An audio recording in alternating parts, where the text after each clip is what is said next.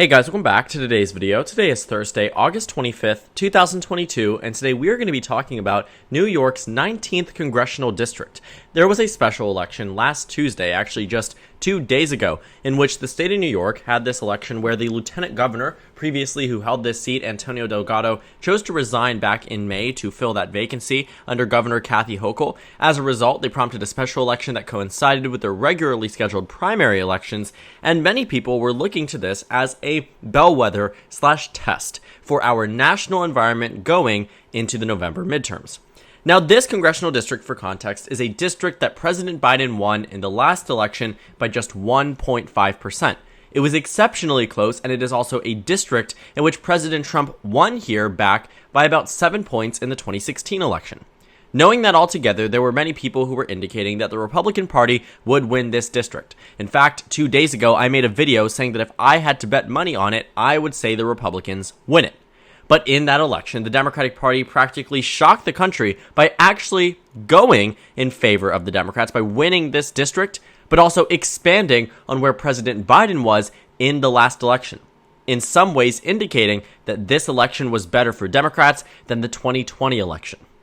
Now, for additional context, Antonio Delgado actually ran for the seat back in 2020, first won it in 2018. Now, in 2018, despite it being an overwhelmingly strong year for the Democratic Party, he only won by about 5 points in this district. In 2020, he won by double digits, but I will say that it's not just, cut and dry. You have to look at it by an individual case-by-case basis. That Republican there gave up campaigning, practically gave up the campaign, and actually after losing the election about a year later, unfortunately took their own life. So, you are talking about an election under very different circumstances with a Republican who wasn't putting forth, the final push in the end of the campaign. The entire campaign collapsed, and it's something you do have to recognize when you understand the margin, which is why the House elections were so much more favorable for Democrats in this district than the presidential elections. Definitely something to consider. But at the end of the day, the GOP was meant to win this district. There was a very big consideration that, the Democratic Party might be able to take it off after numerous special elections that had indicated Democrats were doing better than they did back in 2020. But this was going to be the first true test. And I will say that I was not alone in my expectation for the Democratic Party to lose this district. We thought it would be a flip for the GOP. In fact, Larry Sabato's crystal ball had it as a lean Republican flip. Cook Political Report and Inside Elections had it as a toss-up. Now, I don't like letting things go to toss-up. I like to actually make an indication as to who I think will win. I didn't make a full-blown prediction. I said that if I was to bet money on it, though, my gut tells me the GOP is going to win. And it also is something that I will say was inaccurately predicted by the polls that we have seen thus far. It's something to be said about how even these Democratic internals missed the mark. It means that there was a severe underestimation of the Democratic Party's ability to win in this district. In practically every single poll, Mark Molinaro was above 50% or nearing it. Only one from June of this year from Public Policy Polling, a Democratic polling institute, shows him winning by just 3 points with 43% of the vote. But the fact that none of these polls had indicated that the Democrat would win this race, in fact, the closest that he got was about a 3-point margin when he won by 2 points, is telling about the validity of some of this data, how we shouldn't always take it to heart. Now, I never decided to take it to heart. If I was, I would have said this was a likely Republican district, especially considering the Data for Progress released a poll recently, just a few days ago, showing that Molinaro was ahead by about 8 points district-wide, but I knew that wasn't going to be the case. I was very, very apprehensive to trust data that said he was going to win by about 8 points. Now, originally I expected him to win by about 6 to 7 points, but as we got closer in understanding, where the special elections have been in Nebraska, Minnesota, where the referendum was, in the state of Kansas, there's just so much that is indicating that our national environment has tremendously shifted from where it was maybe months ago, that we should not take an 8-point margin of victory in a district that Democrats currently hold or won under President Biden as a district that would go so lopsided in favor of the GOP. But you can see this average. Democratic internals, Republican internals, including the Democratic Congressional Campaign Committee, which is focused by and for House Democrats to re-elect them or elect them in election years. Even them showed Mark Molinaro ahead by 3 points district-wide. So when the final results came out, there was a very, very big upset. I also point out the political betting markets because you can see exactly how much of an upset this actually was. For literal 3 months, the Republican Party had taken the advantage on the predicted market. On the day of the election, it was 66 cents for a yes Republican share, meaning that if you were to extrapolate it to percentages, you'd be talking about a 2/3 chance at victory for the GOP. This lead here had been maintained, as I said, for months on end. Yes, Democrats got to a technical closer point, but actually 3 months ago, Democrats were at their highest point up until the night of the election. Looking at the day before the election versus actually the election, the Democrats went from being at just 34 cents to 99 cents. Anyone who bet on a Democrat had extremely high payouts. Why? Because everyone was expecting it to go to the GOP. It's a very similar story, I would say, to what we have seen in 2017 and 2018. While Democrats did not get their actual victory until the 2018 special elections with Conor Lamb in Pennsylvania, there were still significant improvements that would indicate at some point Democrats were going to outperform and win a congressional district that they did not hold previously. Looking at the special election in New York, they did hold it, but the expectation was that the GOP would win it. It was all of these special elections, at least prior to the Dobbs decision, that indicated the GOP was going to do better. They did flip a district already, so why would this one not be easy? To be quite honest with you, what I think happened is a complete and total collapse on behalf of the Republican Party. I think that that's a very fair statement in this prediction, or in this analysis of what happened. The GOP had a top-tier candidate. This is not some type of Dr. Oz or Doug Mastriano or Blake Masters, etc., those type of candidate situations. Sorry about that, my screen recorder cut out, but I was talking about how Mark Molinaro just simply isn't this lackluster candidate. He is one of the strongest Republican candidates and fielded candidates altogether that I have seen for the special elections and also, just in general, the 2022 midterms. Now, with his nomination to this spot, again, it was almost ensured that he was going to win this election. There is a reason why this is so devastating to the GOP and why it is, quite frankly, so shocking. As you saw on the betting markets, everybody, including everyone they know, was expecting it to go to the GOP, and I get it. Some people did think the Democrats might hold on to it. But I will say that almost everything, at least prior to the Dobbs decision, would have led us to the conclusion that Mark Molinaro was on track for victory, and if this was meant to be the true bellwether test, the results are very, very good for the Democratic Party. And what I mean by that is that it adds into this list, long list, of close and competitive special elections that have never been, should have been in this position. But there's one thing that defined these special elections that didn't define the ones prior to them, and that was the issue of abortion. 2022, we had Nebraska's first congressional district special election, in which we found in this Trump plus 11 district, the Republican here, Mike Flood, won by about 5 points. It was a 6-point reduction from the last election, in which the polling environment was 7 points to the left of the nation from where it is today. Democrats were up 7 points nationwide in the time that this, a regular election, which Trump won by 11 points last time. But looking at the generic ballot today, and when this election had occurred, the Nebraska one was on June 28th, the Republicans were up nationwide by a margin of about 2 points. So to see that narrowed down to 2 points, but also still a lead for the GOP, result in a victory of 6 points worse than where you were back in 2020. Some people said it was a fluke, some people said it wasn't. So then we continued to look, because it was Nebraska, then it was Minnesota. Minnesota had a special election on August 9th, 2022. The congressional district, the first one, also a Trump plus 10 district in the 2020 election, in which Brad Finstad, the Republican, won by about 5 points. Again, where we were on election day, in the generic ballot at that point, the numbers had gotten better for the Democratic Party. Democrats were up by 0.1% nationwide. But the reduction there, about 2 points, doesn't explain the 5-point shift away from the GOP relative to the last election. 6-point shift, actually a 3.9% margin. To see it narrow down to 3.9% is very substantial. To see it narrow down in Nebraska to a margin of about 5 points is also very substantial as well. The predictions here, safe R, solid R, safe R, solid R. It was the same thing. You look at the predictions for Minnesota, the same exact thing. The predictions here, likely R, solid R, safe R. Everyone was expecting it to go to the GOP, and while it did not go by any means to a margin that was impressive or anything similar to that.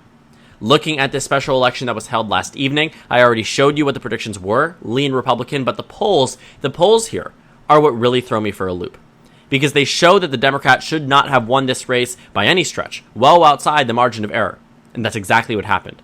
Democrats have proven consistently that now, after the Dobbs decision, the pundits and the polls are underestimating Democratic support.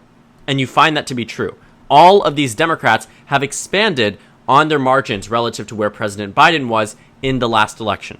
And if you were to just take away the Biden districts from the last election and apply that to 2022, Democrats would actually expand their House majority. So the GOP better hope that an environment similar to the one that led us to this margin in Nebraska's first, in Minnesota's first, or New York's 19th should not happen in November. Because if it does, Republicans are not winning control of the House of Representatives, and this is the first time in the entirety of this election season, I said it in November of 2020, that Republicans will win control of the House in 2022, and I am getting to a very close point where I still much expect them now to win it. But I see realities in which Democrats do. Before, that was never within the realm of possibility. To reiterate my main point, if Democrats do what Pat Ryan did last evening, or 2 evenings ago, in the 19th District, Democrats retain control of the House. That's how it works. And that's why it's so bad for the GOP that these consistent trends seem to be showing themselves. It also is something to be said about New York's 23rd Congressional District. Yes, another special election that was held in the same evening in which the GOP won by a margin of about 6 points district-wide. Why might this be significant? Well, taking a look at the election results from 2020, New York's 23rd voted for President Trump by a margin of about 11 points. New York's 19th was a margin for Biden by 2, but the 23rd was a Trump plus 11 district. It narrowed down to being about a 6-point margin of victory. Taking a look at the predictions here, you had both of them rated as safe and solid R. Yet the margin was in the single digits, around 6 points. That's not safe or solid. That's lean or likely depending on who you ask. I would say likely, some would say lean, but 6 points is far from impressive when the margin and expectation was that you win it by an overwhelming amount. Looking at the 23rd District, yet again another showing in which Democrats outperformed President Biden from the last election. These are things that only happen in blue wave years, yet they are happening in what is widely expected to be a red wave year. You are finding that the results in the 23rd, in the 19th, in the 1st, and in the Kansas abortion referendum, nothing is indicating the GOP is on track for a red wave year. The generic ballot has flipped in favor of the Democrats. They're up by just under a point nationwide. But the results here are clear. There has been a shift, and it's not one that I think the Democratic Party is going to see dissipate anytime in the near future. Things can happen. Democrats can mess up. I hold that as something that I can expect to be true in different realities. But in this reality, and I say that laughing because it's funny to think about.